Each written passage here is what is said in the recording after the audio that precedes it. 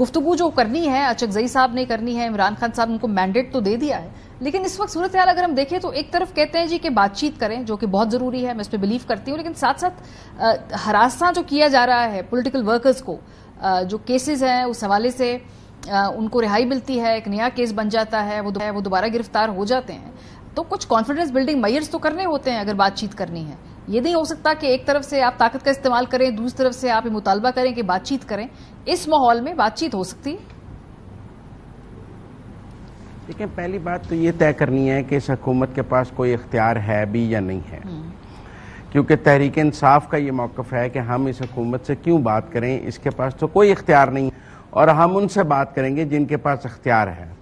تو دوسری طرف جب گرفتاریاں ہونے لگتی ہیں تو کہتے ہیں یہ گرفتاریاں حکومت نے کی ہیں، یہ انہوں نے نہیں کی جن کے پاس اختیار ہے، پھر ان پر ذمہ داری نہیں ڈالتے گرفتاریوں کی، پھر وہ گرفتاریوں کی ذمہ داری اور کریک ڈاؤن کی ذمہ داری اور این او سی نہ ملنے کی ذمہ داری حکومت کی ہے، ظلم سارا حکومت کر رہی ہے۔ لیکن یہ حکومت نہایت بے اختیار بھی ہے، ڈمی بھی ہے، اس کے اختیار میں کچھ نہیں ہے، بات ہم نے ان سے کرنی ہے جن کے پاس اختیار ہے۔ لیکن جب ہمارے اوپر ظلم ہو رہا ہے تو پھر ہم نے اختیار والوں کا نام نہیں لینا، یہ نہیں کہنا کہ وہ کہنا یہی ہے کہ یہ کر رہے ہیں، ان کی وجہ سے جو ہے وہ سارا ظلم ہو رہا ہے اور یہ اختیار کر رہے ہیں۔ پہلے تو آپ اس ڈائیکاٹمی کو دیکھ لیں کہ یہ طے کرنا پڑے گا کہ کیا یہ حکومت کو بااختیار سمجھتے ہیں، تو پھر یہ اس حکومت پر اس سارے کا ملبہ ڈال دیں، اور اگر یہ سمجھتے ہیں کہ اس حکومت کے اختیار میں کچھ نہیں ہے تو ہم نے ان سے کیوں بات کرنی ہے، تو پھر جو کچھ ہو رہا ہے وہ بھی یہ حکومت نہیں کر رہی ہے، پھر اس کی ذمہ داری بھی وہاں ڈالیں جہاں یہ اختیار سمجھتے ہیں کہ موجود ہے اور جو پیچھے سے بیٹھ کے بقول ان کے حکومت چلا رہے ہیں۔ تو پہلی تو بات یہ طے کرنی پڑے گی تحریک انصاف کو، کیونکہ یہ دو عملی چل رہی ہے، جب کچھ ہو جائے تو ذمہ دار حکومت ہے، اور جب بات کرنے کی بات آئے تو کہا جائے ان کے پاس تو اختیار ہی نہیں ہے۔ لیکن یہ بات چیت اتنی آسان نہیں ہے، کیونکہ اس بات چیت کے نتیجے میں ایک سیاسی اینٹی جو کہ اس وقت گورنمنٹ ہے اس کو نقصان ہے۔ تحریک انصاف کے اوپر اگر اس وقت دباؤ بڑھایا جاتا ہے تو اس سے بریدر مل رہا ہے حکومت کو۔ اگر تو یہ معاملات بہتر ہونا شروع ہو گئے تو حکومت جو آلریڈی اتنی کمزور ہے، جس کو یکجا کیا ہوا ہے تمام جماعتوں کو تحریک انصاف کی مخالفت نے، تو پھر وہ کیوں چاہیں گے کہ یہ اپنے سیاسی مخالف کو کوئی سپیس دیں؟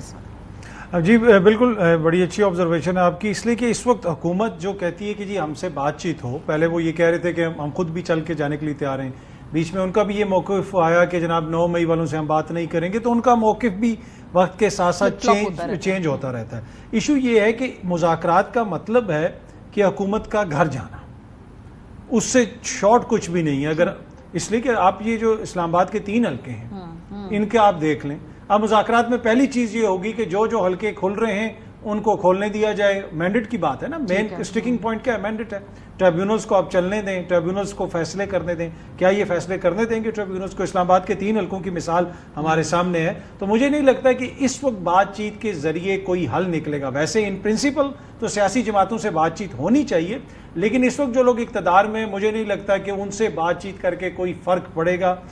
موجودہ جو صورتحال ہے اس میں ان کی جو پوزیشن ہے اور ان کی جو پوزیشن ہے اس میں بیچ میں کوئی ایسی پوزیشن نہیں ہے کہ جہاں پہ آپ بات چیت کریں گے اور جمہوریت مضبوط ہو جائے گی۔ آلدو کہ اچکزئی صاحب انہوں نے کچھ صحافیوں سے ملاقات کی، میں بھی وہاں پہ تھا، وہ ان کی یہ خواہش ہے کہ ہم عمران خان کو قائل کریں، اور بیچ میں یہ خبر بھی آئی کہ انہوں نے کہا کہ جی پیپلز پارٹی سے بات ہو سکے گی یا نون لیگ سے بات ہو سکتی ہے، پر ان سے جو لوگ مل کے آئے ہیں 2 دن پہلے، انہوں نے آ کے بتایا کہ عمران خان نے کیٹیگوریکلی دوبارہ کہا ہے کہ نون لیگ اور پیپلز پارٹی سے انفرادی سطح کے اوپر کوئی بات نہیں ہوگی۔ ہاں اتحاد اگر اچکزئی صاحب بات کرتے ہیں وہ ایک الگ بحث ہے، لیکن پاکستان تحریک انصاف انفرادی سطح پہ ان سے بات نہیں کرے گی۔ تو جب یہاں پہ اتنے اپوزٹ آپ کے موقف ہیں تو مجھے نہیں لگتا کہ اس بات چیت سے فی الحال کوئی نتیجہ نہیں۔ ٹھیک ہے، سو پھر کیا ہوگا؟ بھٹی صاحب کوئی بات نہیں کر رہا، وہ بھی ناراض ہیں، ایک جو پارٹی ہے وہ کہتی ہے آپ ہم سے معافی مانگے، عمران خان صاحب کہتے ہیں آپ مجھ سے معافی مانگے، تو ایک دوسرے سے نہ کوئی معافی مانگنے کو تیار ہے، اب بات چیت ہو نہیں سکتی ہے، تو پھر ہم اس طرح ہی جسے کہتے ہیں حالت نزاع کے اندر رہے گا یہ نظام۔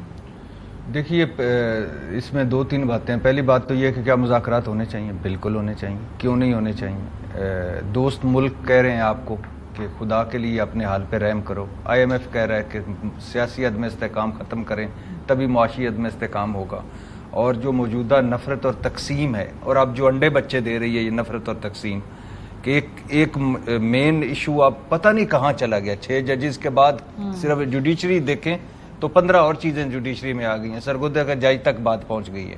اسی طرح 9 مئی کے بعد دیکھیں تو 9 مئی کے بعد ایک سلسلہ چل پڑا ہے اور بڑی چیزوں کا. تو یہ نفرت اور تقسیم ہمیں تباہ کر رہی ہے. لیکن کیا مذاکرات, اچکزئی صاحب کا پلس پوائنٹ ہے کہ وہ عمران خان صاحب کے بھی قریب ہیں اور ادھر کے بھی قریب ہیں, حکومت کے بھی قریب ہیں, وہاں بھی پی ڈی ایم میں رہے تھے, اب اس طرف ہیں. تو وہ جو ان حکومت کو ایک پرابلم ہے کہ عمران خان پر ٹرسٹ کیسے کیا جائے, وہ بھی تو اس میں نسبتاً کور ہو جاتا ہے. اور جو ان کو ہے کہ ہم ڈائریکٹ, جن کو ہم چور, ڈاکو, لٹیرے یا وغیرہ کہتے رہے, ان سے ڈائریکٹ بیٹھیں کہ تو وہ بھی ایک کور ہو جاتا ہے. کوشن ہے, بفر زون ہے, ایک فلٹر ہے اچکزئی صاحب. لیکن کیا مذاکرات اس وقت موجودہ حالات میں ممکن ہے؟ یہاں ابھی تک تو یہی بڑی اچھی بات ہے کہ مذاکرات کی بات ہو رہی ہے, لیکن ممکن نہیں لگ رہے. کیوں نہیں لگ رہے؟ وہ اس لیے نہیں لگ رہے کہ ایک تو یہ اخلاقی برتری لیس حکومت ہے, ساکھ لیس حکومت ہے, مجبور حکومت ہے. دوسری بینیفیشری ہے موجودہ حالات کی. اگر تحریک انصاف اور اسٹیبلشمنٹ یا اس موجودہ حالات بالکل حالات بہتر ہو جاتے ہیں تو یہ حکومت تو فارغ ہوگی نا پھر, اور یہ تو اسی میں سے ڈھونڈتی ہے. تیسرا پھر یہ حکومت ابھی نئے مقدمات بنانے کی کوشش کر رہی ہے. کوئی بتائیے یہ ابھی کہ عمران خان کے خلاف قانونی کارروائی کی جائے, وہ تو شیخ مجیب الرحمان ہے, اور پھر اس کے بعد کوئی عمل بتائیں اس حکومت کا, مخصوص نشستیں دیکھ لیں, باقی سارا دیکھ لیں کہ جو یہ ماحول کو کریٹ بناتا ہو کہ مذاکرات ہونے چاہیے. پھر یہ ہے کہ جو حالات ہیں, جو مین حالات ہیں, وہ اس حکومت سے ان کا لینا دینا ہی کوئی نہیں. 9 مئی ہے, اس حکومت کو کوئی پتہ ہی نہیں. اگر مولانا, حال یہ اس حکومت کا اتنی مجبور ہے اور اتنی گئی گزری ہے کہ مولانا صاحب کو شہباز شریف بھی ملتے ہیں اور محسن نقوی بھی ملتے ہیں. اب مجھے بتائیے کہ محسن نقوی صاحب کیوں ملے ہیں اگر مولانا صاحب اگر شہباز شریف ملے ہیں, اور اگر شہباز شریف ملے ہیں تو محسن نقوی صاحب کیوں ملے ہیں؟ اور اگر ون پہ نہیں, یہ بات ہو رہی ہے, یہ ملنے کو تو 50 بندے مولانا صاحب سے ملتے ہیں. میں ایک خاص تناظر کی بات کر رہا ہوں جس میں مولانا صاحب کو منایا جا رہا ہے, اور جب پیغام رسانی, تو شہباز شریف وہ پیغام رسانی کیوں نہیں کر سکتے جو محسن نقوی کر سکتے ہیں؟ اور کیا مولانا صاحب کو شہباز شریف پر اعتبار نہیں تھا کہ محسن نقوی صاحب کو آنا پڑا؟ تو یہ حالات. اچھا, دوسری بات یہ ہے کہ ایک ہے 9 مئی. 9 مئی کا اس حکومت سے کوئی لینا دینا نہیں. وہ ہے کہہ رہے ہیں معافی کے مانگیں گے تو صدقے دل سے تہیہ کریں گے کہ آئندہ ایسا نہیں کریں گے, بات آگے بڑھے گی. دوسری ہے مینڈیٹ چوری. اب یہ حکومت چاہے گی کہ یہ لیں جی, اس پہ بیٹھنا چاہے گی کہ آئے بیٹھیں کہ یہ کریں, یا مخصوص نشستیں واپس لے لیں, سزائیں ہیں اور مقدمے ہیں, سیاسی سپیس ہے, بلے کی واپسی ہے, باقی ساری چیزیں ہیں. تو یہ حکومت ان ساروں کی ایک چیز کی بینیفیشری ہے, لیکن اس کے باوجود بیٹھنا چاہیے. اور اگر ہیتھرو ایئرپورٹ سے مینار پاکستان کبوتر اڑانے سے 8 فروری طوطے اڑنے تک اگر نواز شریف صاحب نے ایک لفظ نہیں بولا موجودہ حالات میں, نریندر مودی کو کہا ہے کہ آئیے نفرت کو امید میں بدلیں, اڈیالہ والے کو نہیں کہا کہ آئیے نفرت کو امید میں بدلیں,